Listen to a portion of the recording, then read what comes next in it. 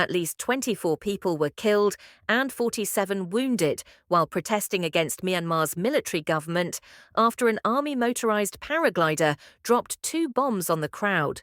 A spokesperson for the government in exile told BBC Burmese.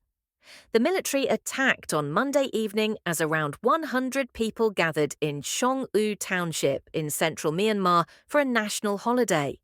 Thousands have died and millions have been displaced since 2021, when the army seized power, triggering a civil war with armed resistance groups and ethnic militias.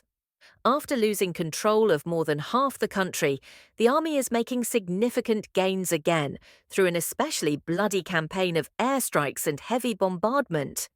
The township that was attacked on Monday is in the Sagaing region, which has been a key battleground in the war.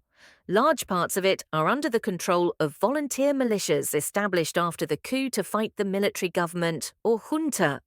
These groups, known as the People's Defence Force, PDF, also run the local administration.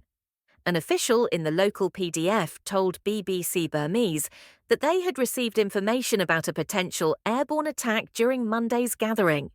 They tried to end the protest quickly, but the paramotors reached the scene earlier than expected, he said. It all happened in 7 minutes, he said. He says the explosion injured his leg, but some people near him were killed. Locals said it was hard to identify the bodies in the aftermath. Children were completely torn apart. Another woman who had helped to organize the event told AFP news agency. She was not at the scene but attended funerals on Tuesday and added that they were still collecting body parts. In a statement on Tuesday, Amnesty International said that the junta's use of motorized paragliders to attack communities was part of a disturbing trend. BBC Burmese recently reported that the junta were increasingly opting for paramotors amid a lack of aircraft and helicopters. International sanctions over the past few years have made it harder for Myanmar's rulers to procure military equipment. However, advanced drones and military technology supplied by China and Russia have given the junta a new edge on the battlefield, according to analysts. Joe Freeman, Amnesty International's Myanmar researcher, said the attack should serve as a gruesome wake-up call that civilians in Myanmar need urgent protection.